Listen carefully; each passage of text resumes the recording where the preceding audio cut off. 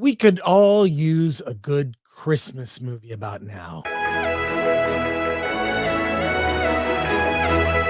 And on that, I'm pleased to be joined by the filmmakers behind A Soldier for Christmas, producer, director, the whole spiel. Aaron Greer and lead actor Joe Barra joining me on the show. How's it going, guys? Going great. Going very good. How about yourself? I'm doing good. You're in a car right now. You're a busy man.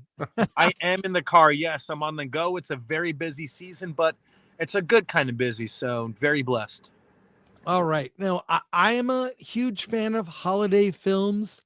You know, they're perennials, every year around the holidays, films come along. What led to this, A Soldier for Christmas? It was really a combination of things. I actually had a short film story that I had years ago, that I just kind of kept in the drawer. And then, on a little bit more serious note, my family actually went through a personal loss last year. My wife and I, we had a disrupted adoption where we actually had to give our son back to his birth parents after they changed their minds. And so, and that kind of fed into this narrative. And then a lot of my closest friends are actually in the armed services. So I wanted to do a film that honored their service, especially during the holidays. So all three of those elements kind of came together and created the backbone of the story. And then the rest of it in terms of cast, really pretty much from Joe, Renee, Kevin Porter, Cameron Arnett, all these are actors that I have worked with in some capacity in one way or another. So I pretty much wrote all the roles for them, hoping that they would want to come on board. And basically it was just private phone calls out to everyone saying, hey, got this little feature film that I want to try to shoot very quickly in the month of December so we can take advantage of all the amazing holiday decorations that we have up all over West Michigan. Do you guys want to come to West Michigan for a week? Yeah, well, a location is part of production value. So if you Mm-hmm. do that, that helps a lot. Joe, I want to let our audience know Joe is not a disembodied head. He literally is in his car, and we're grateful to him to be able to join us right now. Joe, how did you get involved? So I got involved because I was fortunate enough to be a student and really good friends with Kevin Porter, and Aaron was doing a series called The Watchers. And Aaron contacted Kevin as he needed a certain character to be filled. He had no one to play that character. And Kevin, luckily, again, him and I have been good friends up to that point, gave me a good recommendation. I sent in the audition tape, booked the role, and that's how I met Aaron. Flash forward to last year, I get a phone call from Aaron asking if I wanted to do a chemistry read with the lead actress, Renee Reyes, who is a dream, by the way, such a blessing and a phenomenal talent. And after we did the chemistry read, I thought it went very well. And I believe it was a few hours later, Aaron, I think you called me saying, yeah, so that went pretty good. You want the part? Yeah, because there was a really, I wanted to keep the mystery of like you had to still audition for the role, and where I had no in the back clue. of my brain, I'm hoping like, oh, please let them both say yes. I had no clue. So I was like, okay, this is it. It's what you train for. It's a feature film. It's going to be huge. You got this. I didn't even know that he wrote it for me. Wow. What were some of the challenges in putting this film together? I would say the number one challenge, as with every independent film, is finding the money. Luckily, I had some very supportive people in my inner circle, including family members and some men from my small group from church, believe it or not, who actually really were excited about the story I was trying to tell, especially the military aspect of it. And so it was all privately funded by a lot of individuals who really just believed in me and believed in the story. And I would say probably definitely, Joe would probably agree with this. The second hardest part was filming this in a 7-day shoot, full What? 90-page script, and we filmed it in 7 days straight. Oh my God. Yeah. I mean, I've heard of 18-day shoots, but 7 days for a 7 days. 90-minute script? Hmm. That's kind of insane. Well, and oddly enough, you probably know this, but like a film set runs like a military operation. If it's well run, that's what it's like. Hmm. So perhaps that helped. Well, why don't we take a look at the trailer before we talk about we'll talk about more aspects of the film Yes, let's right do now. it. Right now, currently, as we speak, it's December 2024. The film is making its way to special screenings. Is that right? Yeah, no, we just completed a 3-week run here in West Michigan. We just extended a run that we're about to have in Massachusetts starting this Friday. It was only supposed to be over the weekend, but they just extended our contract to play for now a full week out in Massachusetts.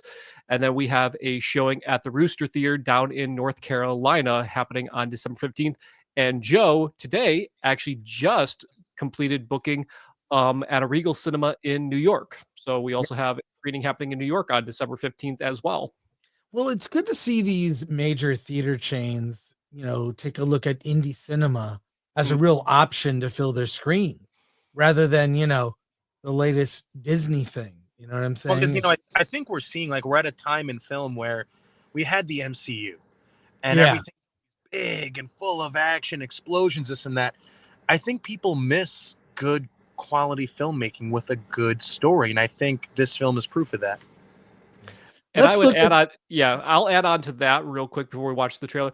One of the things I think we're experiencing a very unique opportunity where this year there isn't like the date Christmas movie. Like you got your action Mm. movie in Red One, you got your really uber family film in the best Christmas pageant ever, but there's not like that Christmas date movie for like couples to go to. And that's what we're finding from the theater owners that we're talking to is like it's hitting that perfect niche for them, and they just don't have anything to meet that demand, which is great for us.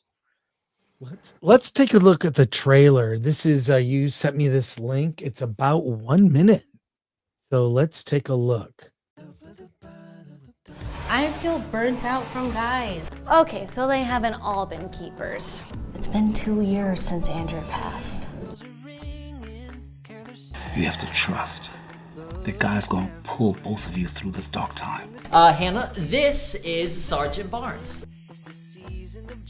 Hannah Jacobs, would you like to go on an in-person date with me? We're going on a date. He even took a liking to Carmen after you left. Oh my god, that's great! I tried telling him how the distance sucked and how I missed him. Something's off, man. He said he wants to take a step back. This is when you must have faith and hope. Oh, it is a season of faith and hope. So come jingle my heart.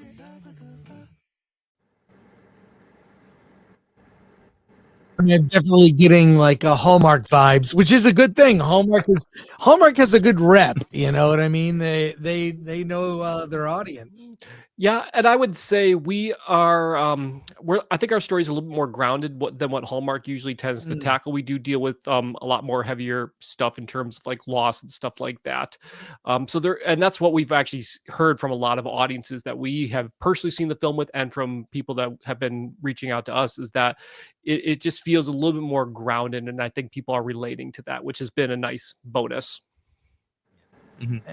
And I noticed there's mention of religion, and I mean, I am not particularly religious person, but I kind of miss it just being in movies. I recently saw like Spider-Man by Sam Raimi 1, 2, and 3, and religion is throughout those films. Aunt May goes to church. It's kind of part of the world, just part of the culture. I feel what's kind of sad is, that has been absent.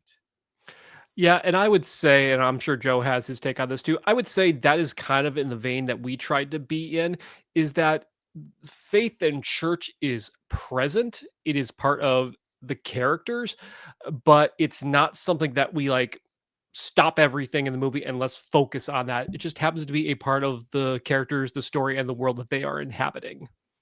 First of all, loved your callback to the Sam Raimi Spider-Man trilogy. Probably one of my favorites of all time. But yeah, I used to live in LA, and if you declared that you're a Christian or that you love Christ and all that, suddenly you were looked at, oh, they're Jesus freak, they're weird, and people would treat you differently. And I'm at a point in my life where I love sharing my faith. I'll tell people I'm a proud Christian, and towards my final years of LA, didn't go so well with some people. But what I love about this film is, yes, there's that faithful element, but like Aaron's saying, it's not shoved in your face. It's not a focal point of the story. It's there, and it's an element in the movie, which I love because it's subtle. Well, I can confirm that. I guess I've always had people in my life who are religious. I found them to be great people. Like really like, they take their word seriously. I think there's something about that where my experience of people who are religious are completely different maybe than the LA folks, but I don't hang around the normal LA folks, that's all I'll say.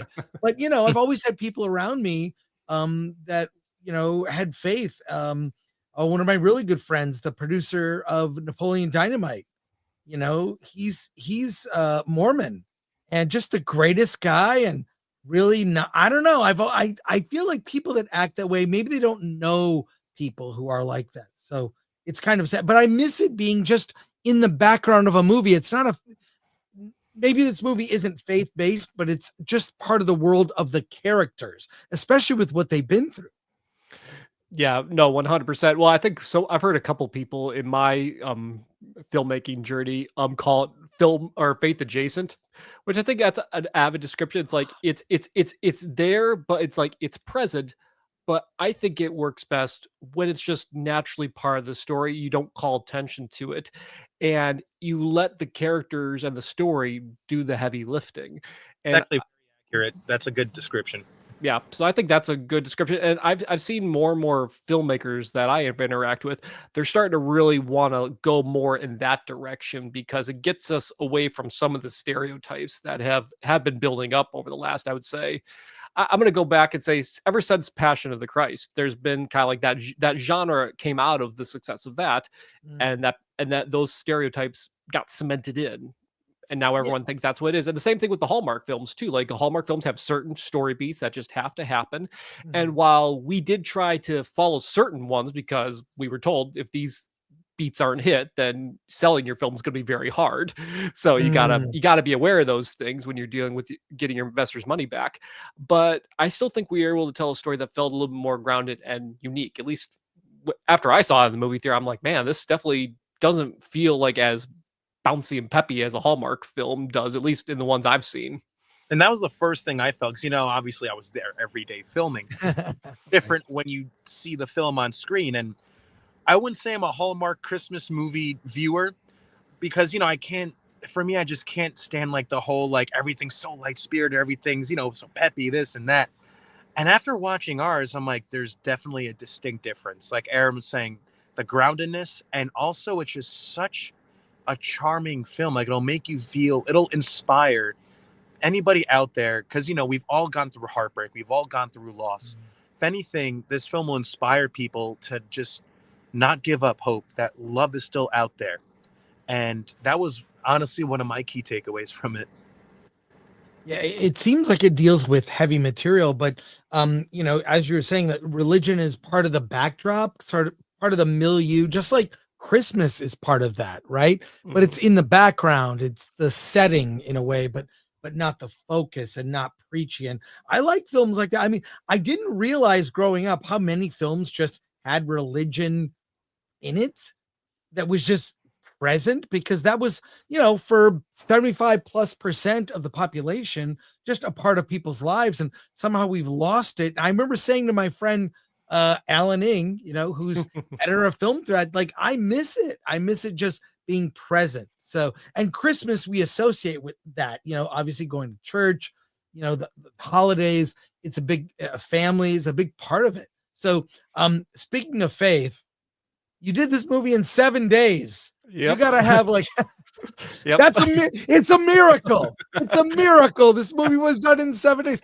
How did you? Okay, I know because I did a film that was 18 days. We shot 100-page script in 18 days. How did you do 90 days? That's crazy. Yep. It was honestly very strategically, very carefully planned out in terms of the schedule. Specifically, how I approached writing the script. I wrote it for locations I knew I 100% could get in for free and that were within short time. It's like the first 3 days of the film, they were all filmed in my house just upstairs. And that was our female lead's house. And we just Christmas decked it up and we shot everything there over the 3 days. So, I mean, our female lead, Renee Reyes, she will say, I put her through the emotional roller coaster because she's like, the first scene of the day, she's breaking up with Joe. The next scene, she's meeting Joe for the first time. The scene after that, they're planning their first date. And then the next scene is like they're in a bad place again. So it's like it's all over the place in terms of what she had to do emotionally, and same with Joe. We and just then- lost Joe. Hopefully he comes back. Yeah, It's all hopefully. good. And so that was the first 3 days. And then literally, like there's a lot of scenes that take place in a gym that is actually a local gym in downtown Grand Rapids. My buddy and his wife actually happen to own that gym, and they've been big supporters of mine. So I just literally asked, can we film in here just one day during the business hours? And we just kind of worked around people, and they avoided us really well. And it gave us great production value. And then the rest of it was kind of like just filming in like, filming half a day in this Italian restaurant that let us film the big date scene. Filming in a lot of the downtown spaces that are just free public spaces, and take advantage of all the Christmas decorations that are up like that. So and then all of our desert scenes for the military stuff we actually filmed over in Holland State Park, and we had Lake Michigan literally like maybe 100 yards away from us. And as Joe and many of the actors will attest, it was quite cold because we had nice lovely Lake Michigan breeze coming off the water and hitting us. So while they're pretending they're in, Middle Eastern temperatures, it was probably 20 degrees. Oh no, it's probably Wow. colder than that. I will tell you this: that day, those 4 hours were probably some of the hardest 4 hours of my life, but so rewarding. I cannot emphasize that enough. So rewarding, but so friggin' hard. And you'll appreciate this, Chris. We did manage to still make it worthwhile for Joe while we were out on the dunes, because since we had these lovely sand dunes, I brought some of my hardcore lightsaber prop replicas up there, and him and my other actor who was in military garb, they took some really fun action poses on the dunes in full military garb with lightsabers. I Nice. was literally probably so close to getting hypothermia. As soon as we were done filming, my first priority was I need to get to my car. I'm going to warm up. I'm going to take the warmest shower in the world. But Aaron's like, Joe, don't you think I forgot? He took out the lightsabers, and I'm like, okay, I can hang out for 10 more minutes. Now, it's one thing to get the movie made, but indie filmmakers forget there's distribution and getting the movie out there. You're planning a VOD release later in 2025, but right now playing theatrical. How do you even call a Regal to get them to book the movie? Like, can you tell, for the benefit of filmmakers, like how you booked your dates? I'll let Joe answer the Regal one, and then I'll answer about the rest of the theaters. Yeah, so for the Regal one, actually it was pretty easy. So the church I go to, I like to call them a startup church. They've been around for 5.5 years. They were in a Regal movie theater in Poughkeepsie, and they're now moving to a permanent location. But because of that, I was able to get the contact for Regal's head office. And what I'm doing too with this film, I'm partnering with my church, Fusion Church, to where all of the ticket sales, 100% of the proceeds go towards their new building. Because I saw this going back to faith as, God's blessed me with this beautiful film. And the timing of it is so perfect. So for me, it just came from a point of giving back. But if you literally go to Regal, talk to your manager, tell them that you're interested in showing your film, they will give you the email and the phone number to reach out. And then it's all about persistence and patience, because I can tell you firsthand, definitely got to have a lot of that going back and forth with these guys, because sometimes it can take a couple days. Sometimes they'll give you different quotes. So that's, at least for me, how I got it into the Regal. Yep. What about the other dates? Yeah, so for the other theaters, for the 3-week run in the West Michigan theater chain that we had, I actually knew the gentleman who is in charge of acquiring films from like all the major studios and the independents, and he decides what goes in which theater location. And so I just had a personal friendship with him, and I reached out to him and asked him if they'd be willing to take the film. And I was just hoping for a week. He's like, yeah, we'll take it for a week, and if it does well, we'll just keep extending it. And literally after the first opening weekend, that Monday morning, I got the email saying, we're going to extend this. So it was like immediate, like they saw an immediate response to the film, and then just kept going and going. And then all of a sudden they're like, yeah, we're going to take it. We're going to run it pretty much all the way almost up to Thanksgiving. And so that was crazy. So that was just really me just tapping into a personal connection that I had. The other theaters that we've gotten so far, like I have two partners that are helping me with distribution. So one of them, he knew the people who ran the Rooster down in North Carolina. So just showed them the trailer and the screener, told them who was in it, and that got approved there, and they set up their one night there.